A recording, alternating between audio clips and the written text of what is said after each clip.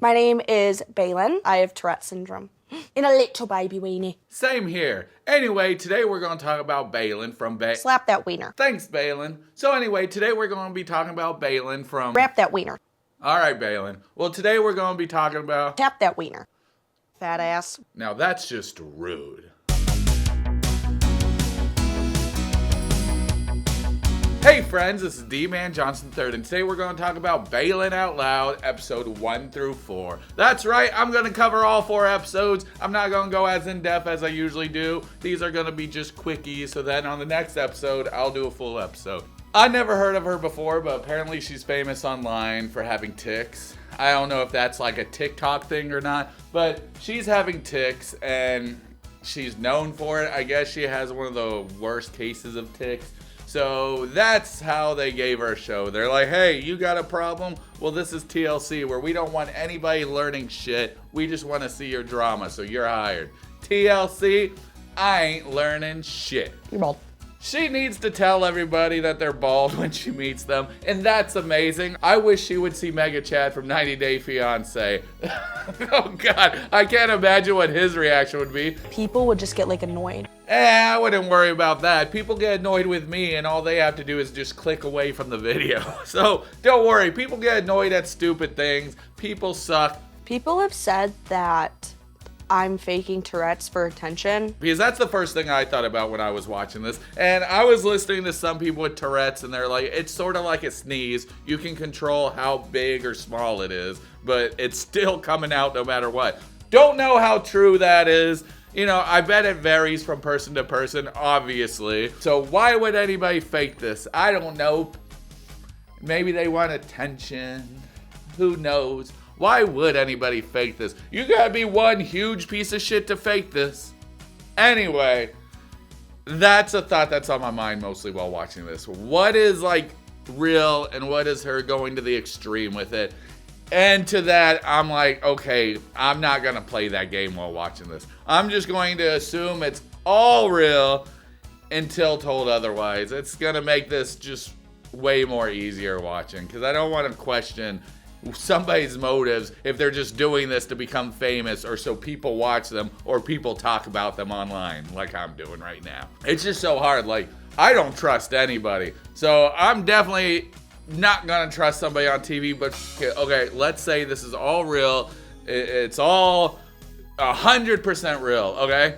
No, it's gonna be hard for me because I don't know. I feel like a lot of it's like over-exaggerated, but I could be so wrong. I could just be offending a shitload of people saying that. And I don't want to be like that. I don't know much about Tourette's myself.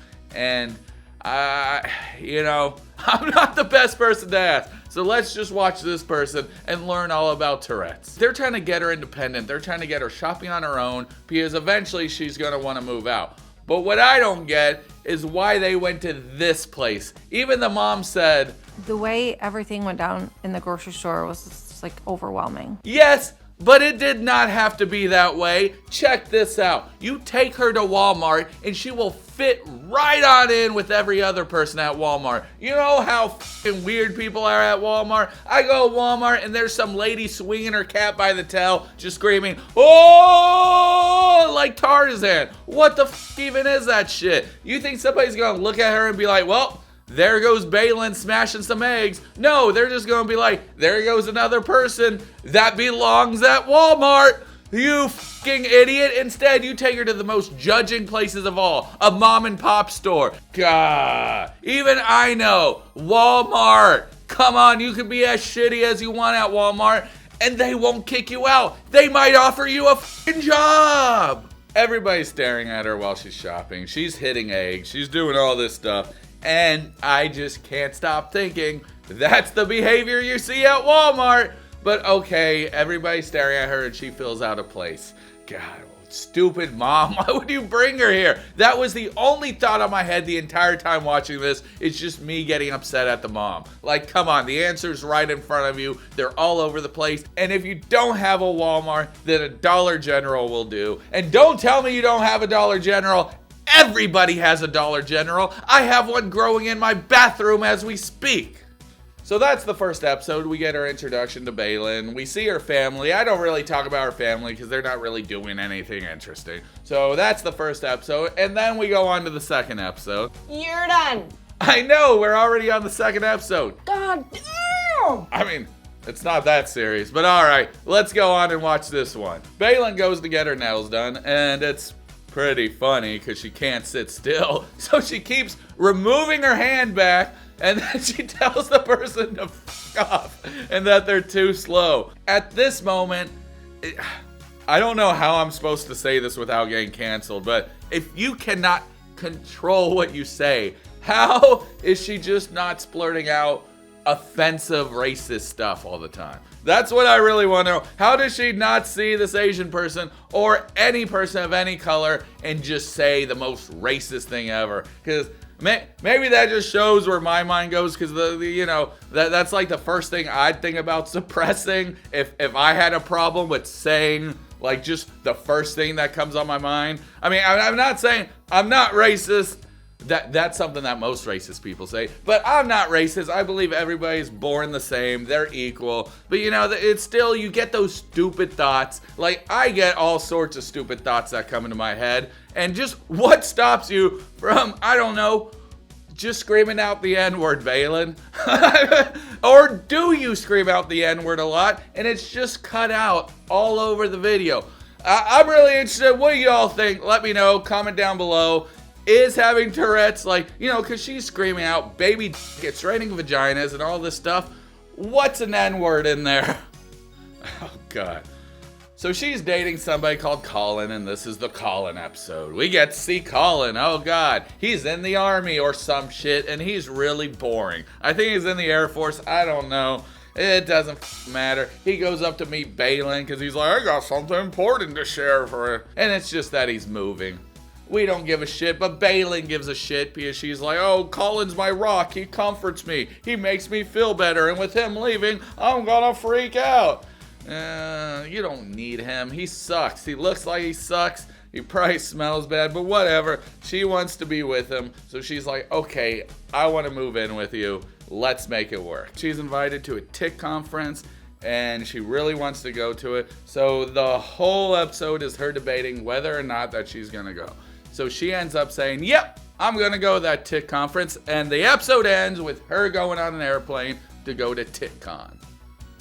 It's not a con for TikToks. A bunch of kids were there. They were flossing in the streets. And everybody thought they had Tourette's. But no, they were just idiots.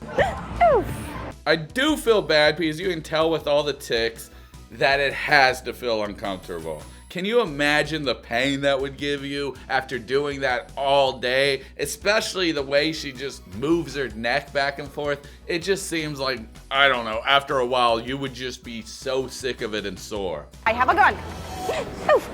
Oh no! That's as bad as saying you have a bomb. That's amazing and awful at the same time. My favorite part is her little pew pew pew pew. God, I would love to do that, especially the TSA agents. I fucking hate TSA agents. They are the lowest of the low, the worst type of people imaginable. If only you could go up to them, semi-threaten them, but you have a medical excuse. I'm sorry I threatened to kill you, TSA agent, but I have an excuse. I have Tourette's. Now shove this knife up your ass and go fuck yourself. My problem is I'd use this, I'm not gonna call it a gift, but I'd use it for evil. I'd be a straight up Eric Cartman, and I'd just go around just yelling obscenities at people. And that's probably why I'm a fucking piece of shit person too, because that's where my head goes. It's not, oh, this is horrible, we gotta help Baylen. It's, damn it, I wish I could yell at TSA agents and threaten them also. But no, then they'd put me in jail, and I won't last in jail. I'm too goddamn sexy and smooth. You think this boyish figure would last in jail? It wasn't an easy time, but Baylen made it to the conference. So she's sitting up on that table with all these other people with tics, and she just is the most ticky-ish of them all. It's just the weirdest shit ever, because there's a linebacker there, and he's all explaining how all he wanted to do was play football, but He thought this would hold him back, but you see these people talking, none of them are ticking, none of them are doing anything, and they're just talking about, you gotta follow your dreams, you gotta believe in yourself, and don't let anybody tell you no. And they're all saying it well composed, not moving around or ticking, and then you just see Baylen, and she cannot stop moving. And this is where you realize, man, holy shit, they gotta get these 3 other people off this fucking panel. You don't want to see successful people being like, oh yeah, it's fine, it didn't hold me back. Meanwhile, they're not ticking at all, and you got this person to the left-hand side just fucking everywhere and can't control it. I don't know, that doesn't motivate me at all. I'd be like, well, I'm never gonna be like those 3 people. They chose the wrong fucking people. How dare you? Yeah, they might be the most successful, but god damn it, they're the least tickish. So Baylen gets a chance to talk, and she bombs it, but it's fine. It's her first time ever talking in front of people. And there's a quiet moment, and all you hear is everybody else's tics. Anyway, let's not feel too bad for Baylen, because after all, she does have a... I have a 9-inch penis. Good for you, Baylen! So after bombing on stage, she gets one chance to talk, and she does amazing. It's beautiful. Everybody's motivated. People come up to the parents after the conference, and they're like, wow, your daughter is a hero for us in the tic community. And that's awesome. I love that people have somebody to look up to. And that's the end of episode 3. Now let's start episode 4. Episode 4 starts off with Baylen having a horrible tic attack from the lack of sleep and just the stress of the day. So it looks horrible. She's on the ground. She can't stop moving her neck. The mom's needing ice. The producers are all like, get us ice, get us ice. And I just feel so bad. And the worst part is you see all these people hovering around her. And I don't know. If I was having an attack like that, I just hate people surrounding me. I don't know. Like, if I was having anything, like, just like... Because once I got drunk and I fell on accident, and all these people came by to help me up, and it made it so much harder to get up, and I don't know, it was just like, get the back, man. I can get up myself. I miss the times when you could just fall and people would laugh at you. It's when you fall and people get concerned that you know that you're getting old. So, I don't know what that has to do with tics, but I just hate all these people surrounding me. But I don't know. She probably feels the same. Like, who the is that kid right there? Why the is that kid right there? Go away, kid. You're not doing anything to help. Are you getting ice, kid? No? Then get the out. Sorry, kid. I'm not really saying that. I know you're just concerned. I'm sorry. So, this is another boring episode. Baylen and this Colin guy want to move in together. So, they are going to let Colin's parents know. But before that, it's time to go bike riding. And I forgot to mention about Baylen's dad, but Baylen's dad looks like Will Sasso from Wish. And if you don't know who Will Sasso is, there was a show called Mad TV, and there was a slightly overweight, chubby guy, and he was the funniest. And that's who that dad is, just the great value version of him. So he's trying to teach his daughter to ride a bike. Oh, what a precious step in this child's life. Oh, she's fucking 21. It's not as cute when you teach your 21-year-old daughter to ride a bike. Now let's meet Colin's parents. My most important values are having a relationship with God. And they suck just as much as Colin. Oh no, not conservative religious people. So here comes Baylen to tell them all to fuck off. But not on purpose. So they go to hang out with the parents. Somebody hands Baylen a baby. And oh my God, I saw her with other things, how she just grabs them and just chunks them. And I'm thinking, why would you hand her a baby? How safe is that baby gonna be? How many times does that baby need to be thrown before they stop handing it to her? But she does not throw the baby, thankfully. She even says that the baby makes her calm, much like holding her dog, and she doesn't really get that many tics while doing it. Don't know how that works, but okay, maybe something about being at ease and, you know, just makes you less tickish. I guess I can see that. I don't know, though. I say this should have been that baby. But no, it's not. Oh, I'm a horrible person. So she's talking with the family, and then she says this. We're in the process of trying to move into Which is a big no-no, because none of them know that they're planning on moving in together yet. They're going to tell their parents, on this trip. But the whole thing is they're super conservative and religious, and they don't believe two people should be moving in together unless if they're married. So it's going to be a thing. I don't know if it's going to be a big thing or if the parents are going to be like, yeah, it makes sense, she's 21, tickish, whatever, needs somebody to look after her. Y'all are going to sleep in different rooms though, right? I can tell the dad's probably always judging people. Meanwhile, he's sitting back with a fucking 6-pack of beer and a burger, being like, zealots. I don't know. I shouldn't make fun of these people. I don't know them that well. Anyway, guys, that's the first 4 episodes, and god damn it, this show is pretty badass. I don't know why.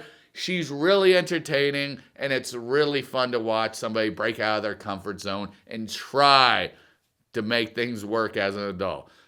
I don't know if it will or not, but we'll see. All right, guys, this is Dee-man Johnson III reminding you that I'm proud of you and you're doing a great job no matter what, so always keep it up. If y'all are watching this show, let me know what y'all think down below. If you want me to keep covering this show, just let me know. All right, guys, that's it. I'm peacing out. Let's go down the floor. I said let's go in the floor. All right, let's go in the floor.